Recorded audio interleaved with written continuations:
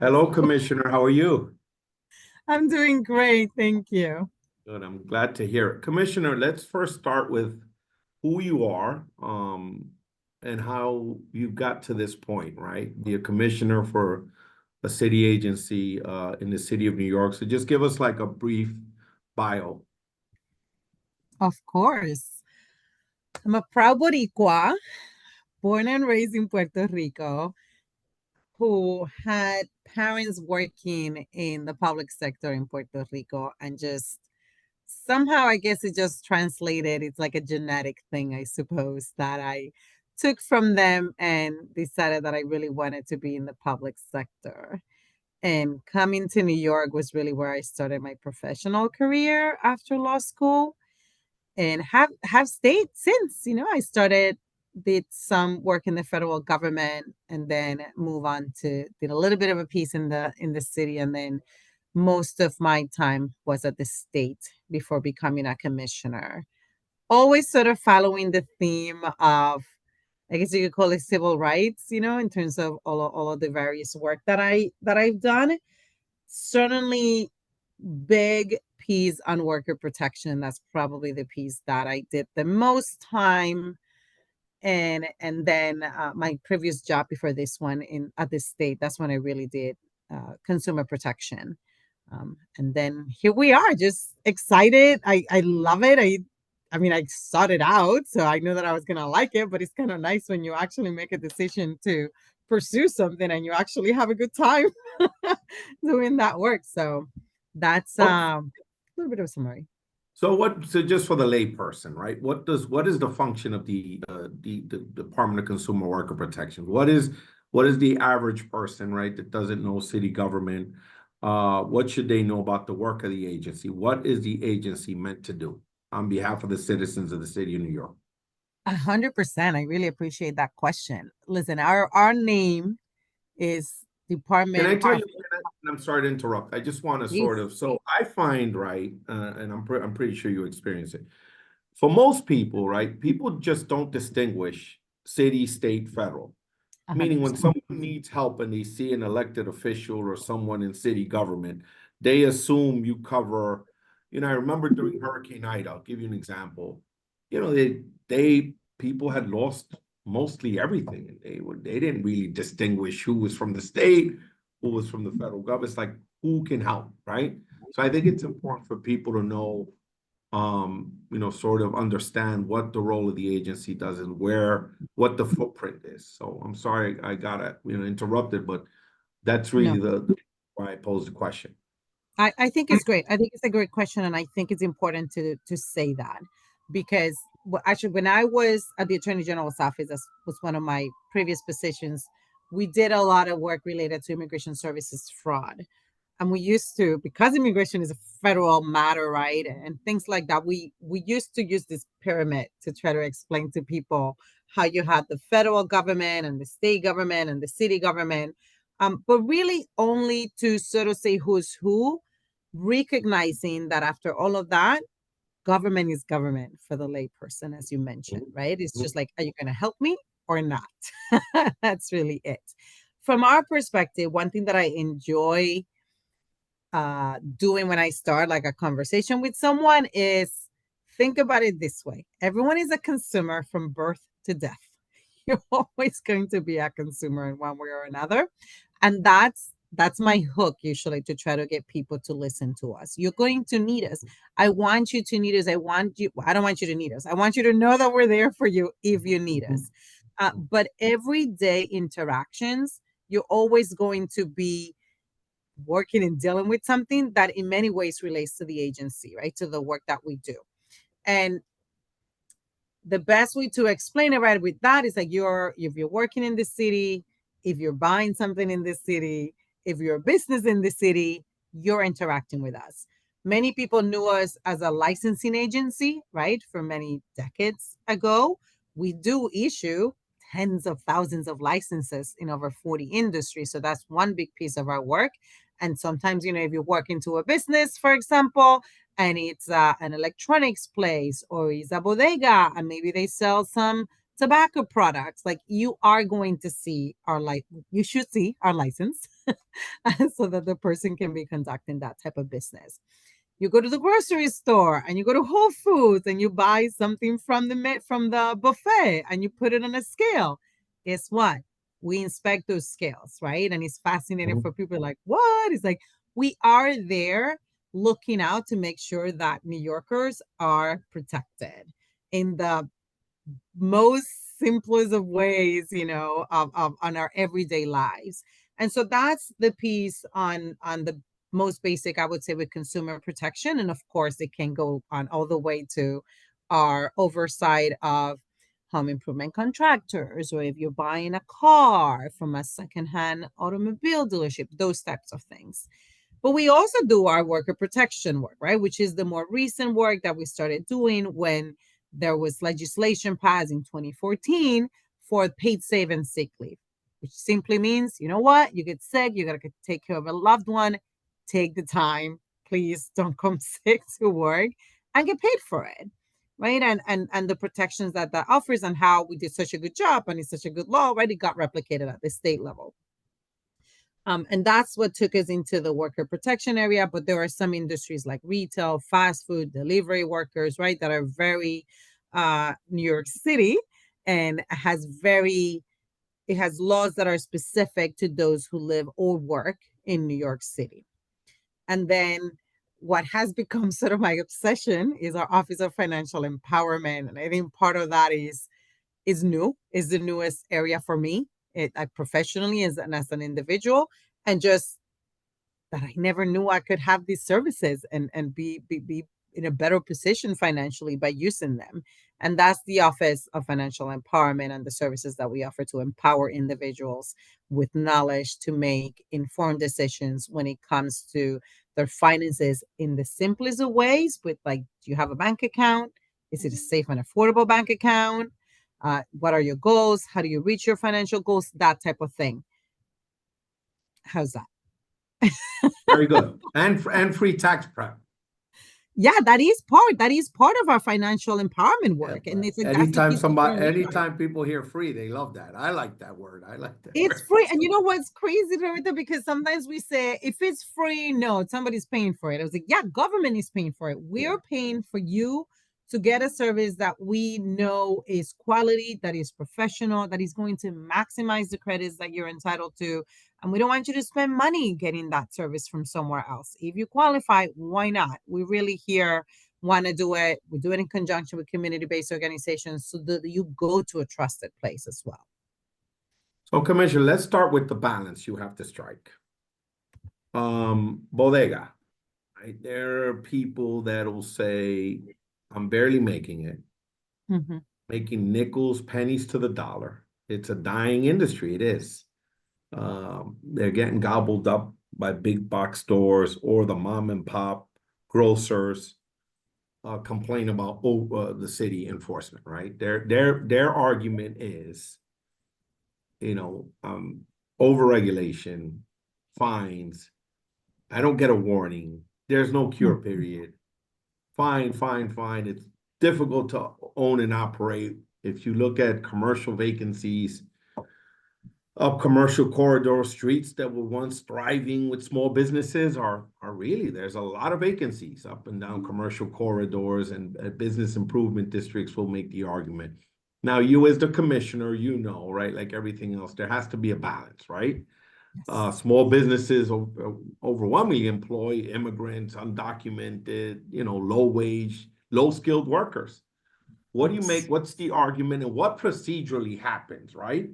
Do you go in a supermarket, one of your inspectors, and say, hey, this is missing a price, a can. Here you go. Read about it. Here's the fine. Well, or is there a sort of walkthrough where they say, well, that sign really belongs there, and or how does walk me through what happens to in that case? yeah, no, for sure. Well, I think it's important to please, I beg people to really believe us. We do start with education. We really believe in education first, particularly with new regulations. And however, it is hard. I think you're absolutely right. That it's just very difficult to have a business in New York City. There's so much regulation. We talked earlier about you have local regulation, you have state regulation, you have federal regulation. There's a lot of things to comply with. And so I'll give you a number of resources that we have and a number of tools that we use that we hope that especially those who are listening, or know somebody, if you're listening, but maybe you don't own the business, but you know somebody who do, that can help us spread the word because we want people to benefit and use the services. One of the things just yesterday, actually, I was in the Bronx doing what we call business education days, right? Where we go, sometimes we partner with local elected officials, sometimes the team just goes and we try to hit in a few hours 70 plus businesses. Sometimes we reach 100 with the idea of an educational visit, really sharing information so that businesses know what are the laws they need to comply with from our agency, right? Because it is a big city. There's a lot of agencies and a lot of regulations, but at least the ones that our inspectors will go in and look for compliance, we want you to know those. And the way we do it, I think is great. This happened. I'm not going to take credit for it because it happened before my time, but we've been trying to do more and more of them. Is that we have inspection checklists. They are exactly what our inspectors use from their iPad when they walk into a business. They're just looking what type of business are you, and they're just going to go down that checklist to make sure that you're like checking off all the boxes.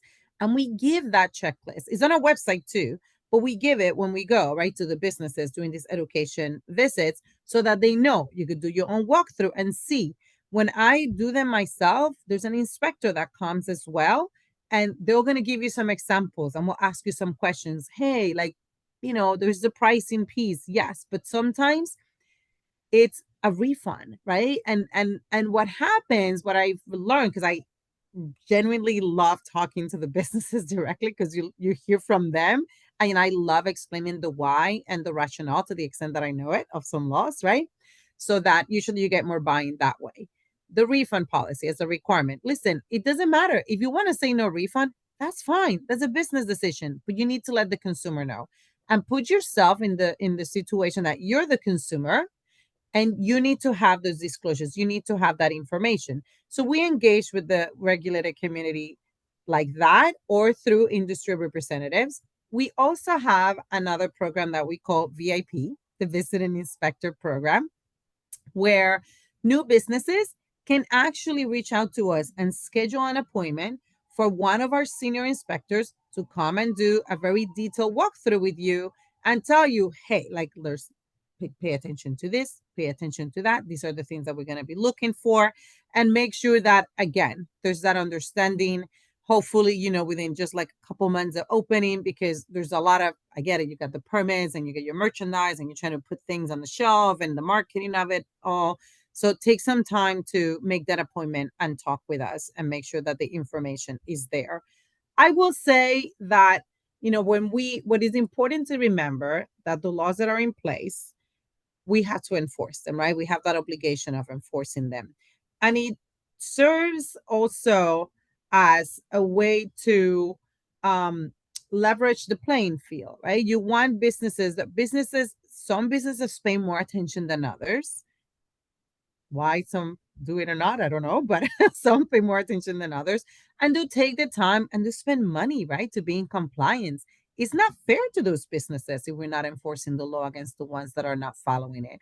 So we want to do that, but we do try to do it in a balanced way and make sure that our information is accessible, that is accessible in multiple languages, like you mentioned. We take a lot of pride in having team members that speak different languages. We bring them with us when we're especially doing the education piece so that we can get rid of the language barrier. All of those things are efforts that we put in place. Some neighborhoods have the BIDs, right? The business improvement districts. They help us connect with the businesses. Again, local elected officials. If there's more ideas, we want to hear them. We really want to do things in a way that are accessible and people can understand them and they don't get we're Commissioner, not trying to hit a quota with fines. Commissioner, when you're on a walkthrough and somebody doesn't have the proper whatever, do they get a pass? When I'm doing a walkthrough, they're educational. So yes, they don't, there's no Oh, there's no okay. So let's fines say being the issued. sign is missing or the scale is Right. off. Yes. If the No, scale's exactly. broken There's when you come, that's it. They get a pass. but they don't get yes, they get a pass, but that's because we're doing education. And when we're doing education, we really mean it. We want your guard to come down. We want you to ask questions. We want you to know what you have to comply with. So You don't go conceivably, on I a could list. got it. So conceivably, I could have the broken scale, and if you happen to walk in that day, okay, Yes. well, all right. Yeah, yeah, no, you do. I have another question, Commissioner. Where do you end? Where do you begin in Department of Health steps in? Again, think about it. You're in, so let's say you go into the local bodega. Mm-hmm. Been known to happen, and partly it's out of a necessity, where now they're selling hot food in Mm-hmm. bodegas. They have steam tables. Yes. So let's say they have a steam table. Is that regulated by Consumer Worker Protection? Or is that separate? Or because it's food, does that Mm-hmm. fall under the bucket of the Department of Health? Because I've heard that too from business owners, meaning Okay. they could pass hypothetically a Consumer Worker Protection inspection Right. or get fined by DCWP, and then very next day or concurrently come in and then they'll get a B or C from the Mm-hmm. Department of Health on something, you know? So Yeah. please draw the distinction on in terms of the enforcement agencies. Mm-hmm. Okay, or you know, you hear, which is another one that's been controversial, the sort of crash on nightlife, right? Where multiple Right. agencies come in and you could Right. walk out of there with anywhere from 10 to 15 fines from a bucket of different agencies, right? And that's another complaint you hear. It's like, Right. okay, how am I supposed to do business with the city when it's so Yeah. arbitrary, right? Or it's hard to follow who's on first. Yeah, I don't think I can agree with that. It is arbitrary. I think what happens is that it is a big city, which makes it a big government, right? And then every agency has their role. And it is true that I don't think we're necessarily coordinating with each other because then everybody has to do like their plan and like make sure that they can fit all of their requirements in and hit all the marks that they required to hit, right? Like we also have like our performance measures of making sure that we are protecting consumers and that we are also being, like I said before, fair to the businesses that are really just complying. What I would say is that in terms of those that sell food, for example, as you were sharing with the delis, and some of them like have different. I've read some of the articles also of a lot of the places be like, I'll just offer you just as good of food, and it's just like a couple tables, maybe. It's not like a big restaurant. There are going to be things that we are in charge of. Our inspectors have a general understanding of things that are also Department of Health, for example. They're not going to know all of the little details, but they might, to the extent that they know, they will raise it with the business and say, it's not us, but keep in mind there's this piece. And I'll make it really simple. Look at the straws, right? You cannot have the plastic straws. You could, but they upon request, right? So you got to make sure that it's not so easily accessible, right? There, like some business will just put in the counters. People easy, they can take it. I don't want them to ask me for it. I was like, well, unfortunately, they need to be asked for it. And there's a bunch of policy rationales behind it, right? Depending on the agency. Take tobacco, for example. We do enforce tobacco and e-cigarette licenses. Oh, what happened here? Can you see me? Okay, sorry. I thought there was something with my computer. Um, there are different policy decisions that come, and those are discussions that happen before a law is put in the book. So I will say that businesses shouldn't just talk amongst each other. I think it's important for them to raise issues that they don't agree with and that they see as problematic. They should talk. If there's an industry association that they belong to, please bring in there, right? It could be that. It could be a chamber of commerce. It could be a business improvement district. It could be your local elected officials. Bring it to them because that is feedback that is important. I'm not saying we're going to agree with it, and I'm not saying we're going to have the fix that the person wants, but nobody should assume that we know and that we've tackled it because it's many more businesses than even the inspectors that are coming in from the various agencies. And so it's important to have the conversation, understand each other's roles, understand where people are coming from, understand the rationale behind things. Because I will tell you, Roberto, that we also take that information when we testify at city council hearings for legislation. We don't just talk about, oh yeah, this is good for a consumer or this is good for a worker. We like to also talk about operationally the things, the challenges that we see when we're doing the enforcement and what we may see as not really accomplishing the goal that the legislation is supposed Too to punitive. accomplish. It's too punitive in some cases. Exactly. Like we need, so it's important to have that conversation at all levels. I definitely welcome it.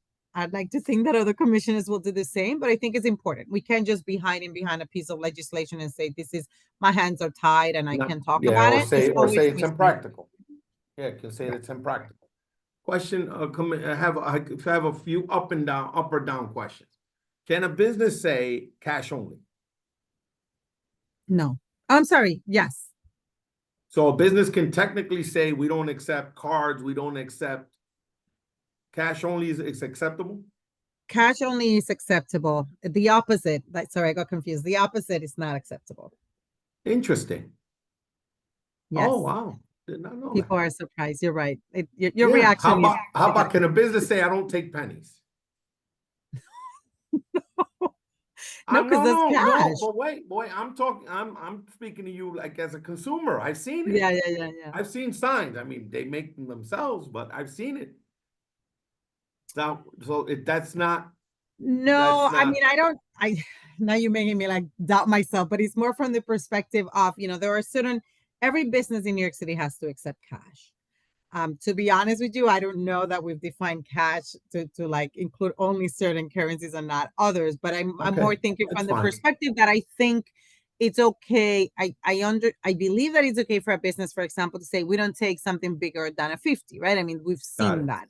And so I'm reverting that to the pennies, to No, your that's fine. position That's fine. of pennies. But the focus of our law is that there's a cashless ban. Every business in New York City has to accept cash. We unfortunately, we unfortunately have 7% of our households that don't have a bank account. And that's an issue that we're trying to tackle as well, right, through our Office of Financial Empowerment. But that talk about the rationale, right? It's like, why do we care? It's like we have a lot of families that don't have a piece of plastic. And so we need to be able to allow them to be part of the marketplace in our city. Got it, Commissioner. How about, so let's say, how many, okay, there are 8.5 million people. I think it's more, right? It's got to be more than 8.5, 9, because people don't, the census numbers, etc. And I don't know how many hundreds of thousands of business. How many inspectors does DCWP have? Not enough. Well, give me a ballpark. How many? Oh my gosh. It's okay Maybe in the range. in the range between 40 and 60. Or I know. Like, I wish. I mean, this is odd. You're in that people that's a see your face. lot. I don't know because That's it's a not. lot. I'm talking about that's not many. No, it's not many. It's really not many. And so we, we're always looking at our internal processes and trying to see how we streamline things. And, I'll give you an Yeah. example, which sort of relates a little bit what you were saying before about, these inspectors from different agencies coming and it's like, oh my gosh, let me breathe, right? From the business perspective. When you have so few like us, we use like a mapping tool, right? So like if our inspectors have a number of places they're going to go, we do use a mapping tool to make sure that they're maximizing the amount of time they're spending to go from one place to the next and ensure that we are doing our piece with like And oversight. how does one file a complaint as a consumer, or Fair Work Week, or paid sick leave? How does Yeah. someone file a complaint? Is it via 311? Is it online? If I have, let's say somebody has a workplace issue, Yes. how do they make the complaint? All of the above. They can call 311. And if it's workers, it helps to say workers, like literally the word workers Got for it. 311 to channel it, or consumer.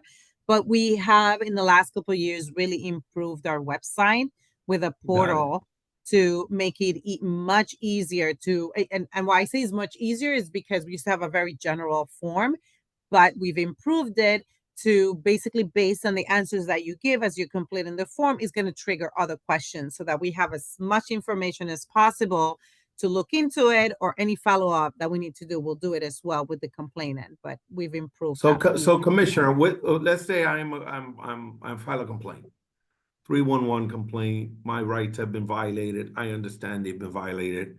With so few inspectors, or what is the timeline on follow-up? When can I expect a response? Yeah, no, that's a great question. I'm glad you mentioned that, because it does No, give me an opportunity. I'm a consumer. I know. No, that's good. That's good. Yes, 100%. So it depends.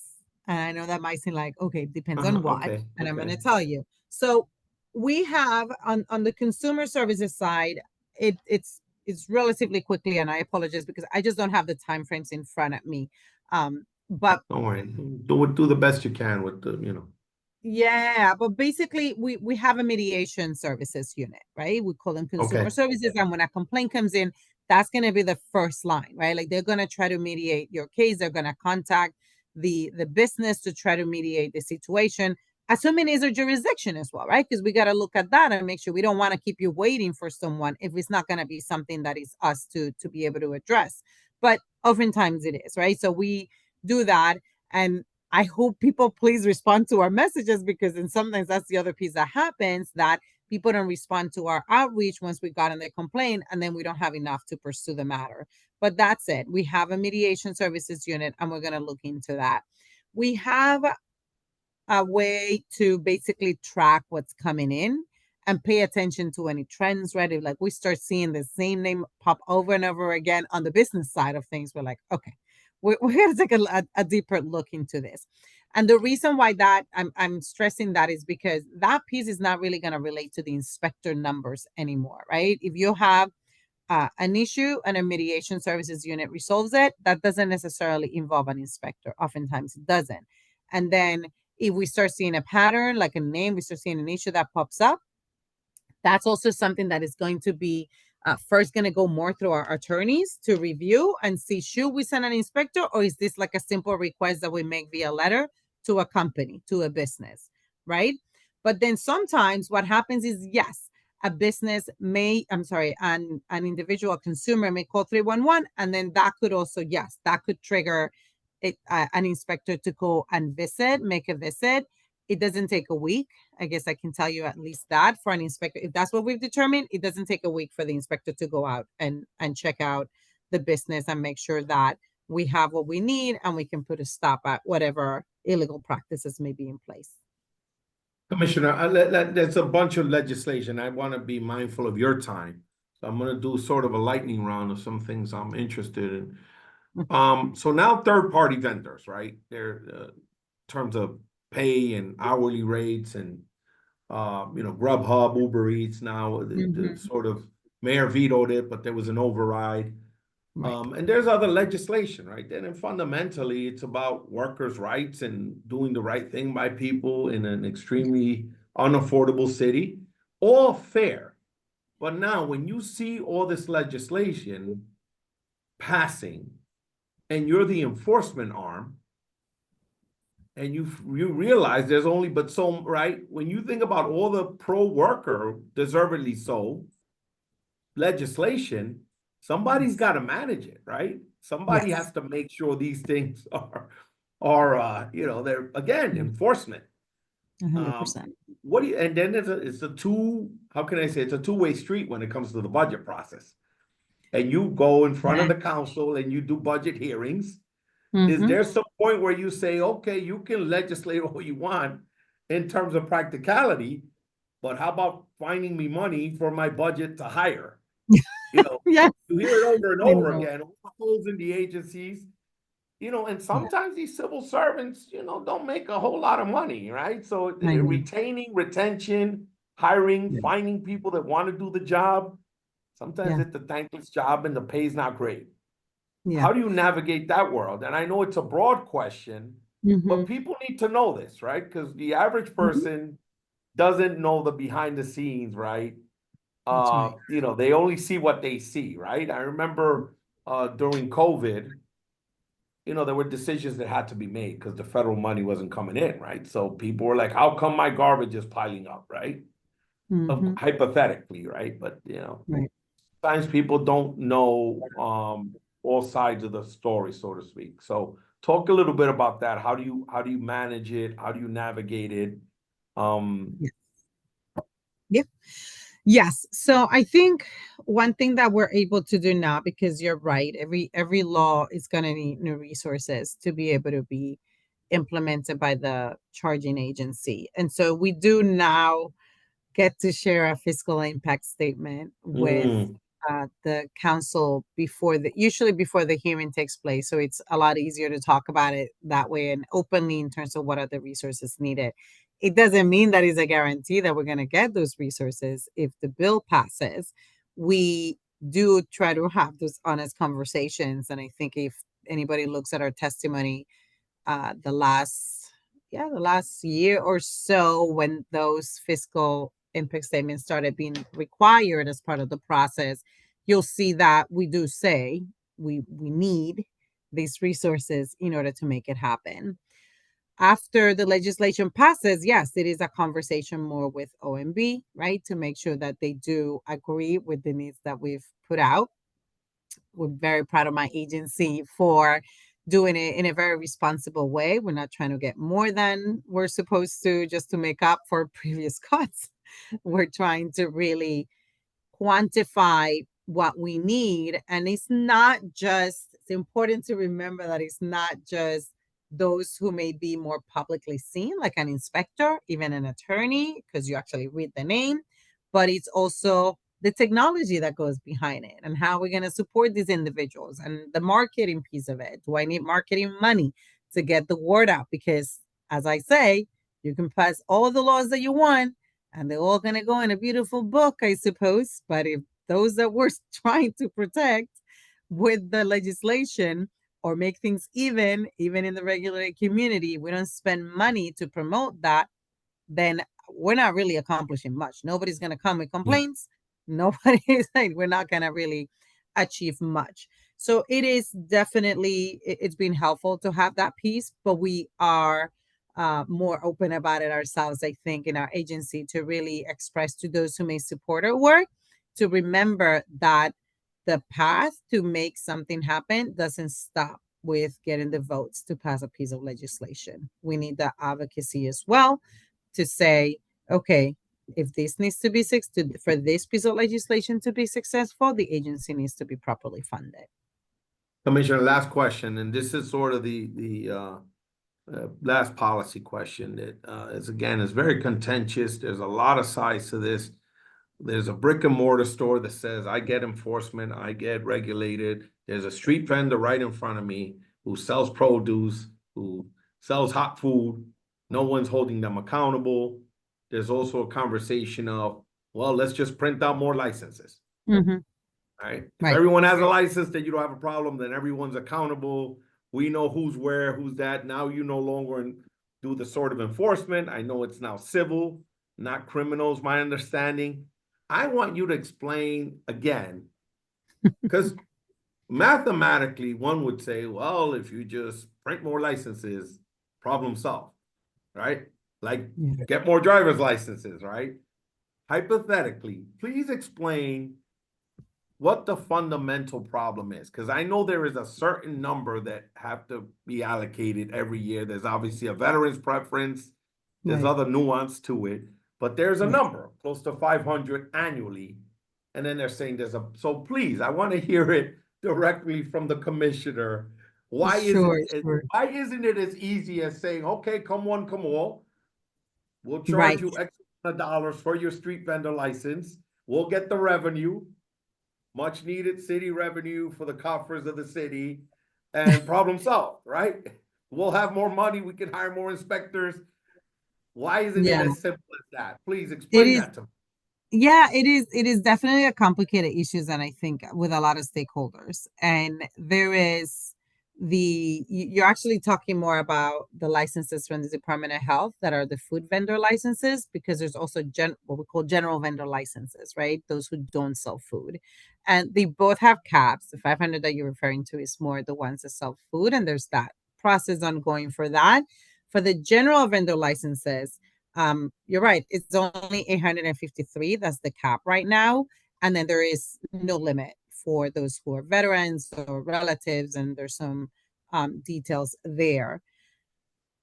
It is it is so challenging, and where I've seen the issue have the most success, honestly, has been in districts where the local council member brings all the parties together, and it's like, okay, now let's really talk to each other and not about each other, right? Because everybody needs to understand their position and their challenges. Because, like you said, with the brick and mortar, you're paying a rent. That is limited space. But the sidewalk is also limited space, and you also need, even if you don't want to think about the competition of businesses, of course, there's the consideration of individuals, if you have a baby and you're with the stroller, if you have a wheelchair, you have a walker, you just simply want to walk the sidewalk. There are definitely a lot of needs.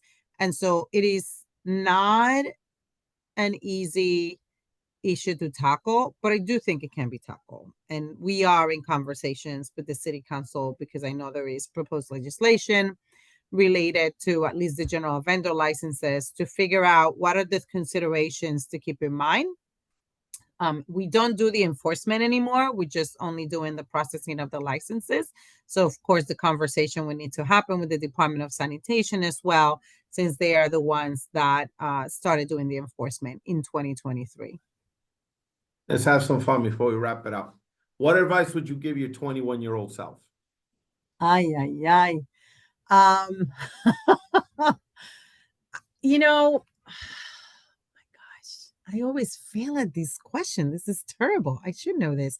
It's like I should be thinking about my 15-year-old. And just probably doesn't change much. I'm not sure that brains develop as much. I will say this, because I don't think I learned this until maybe my 30s. Success doesn't look any particular way. Mm. And the reason why I say that is because we, based on what's fed to our brains, right?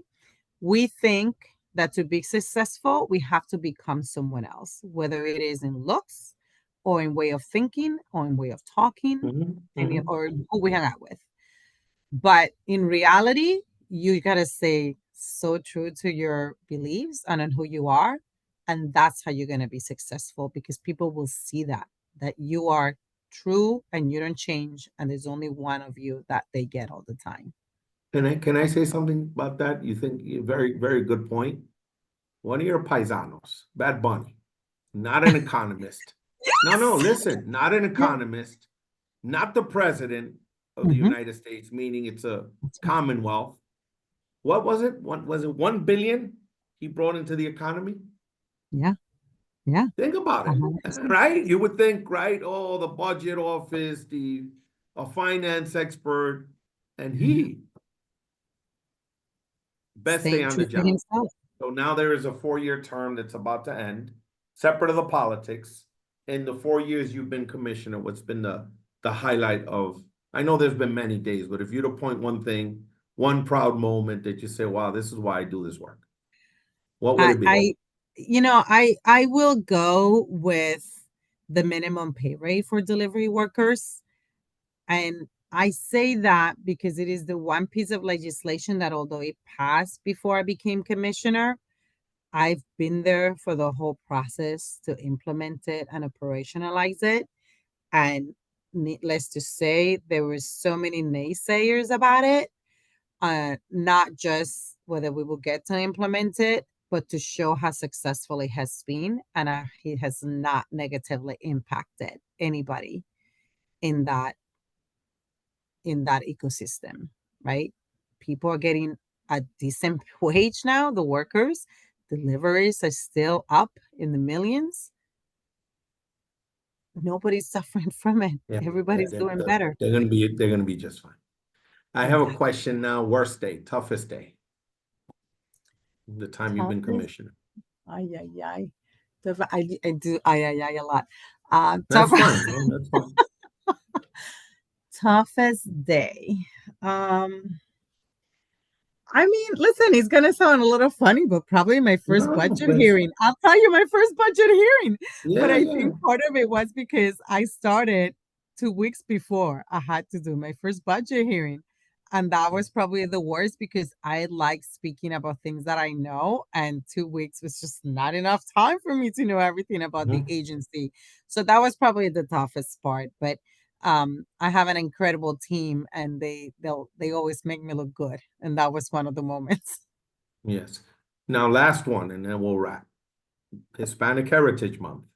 Yes. You're Puerto Rican. If you were to say who is the most influential Puerto Rican in terms of the culture, in terms of representing what Boricuas are, in a positive light, and I'm gonna give you some names. Oh boy. You have Rita Moreno. Okay. You have and New York Ricans are included. Yes. Lin-Manuel Miranda, Mark Mhm. Anthony, J-Lo, Bad Bunny,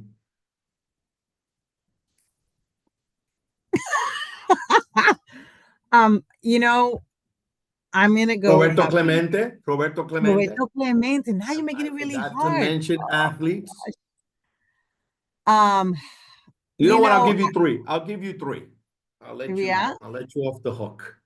Well, I mean, I was gonna say Bad Bunny first. It's obviously very current, and More I think impactful than all of those. Oh, interesting.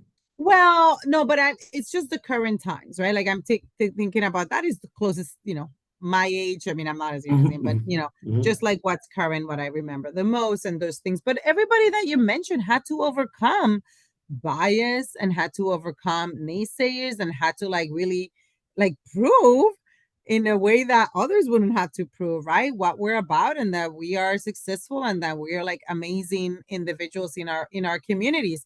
Honestly, Roberto, I know sometimes people don't like this.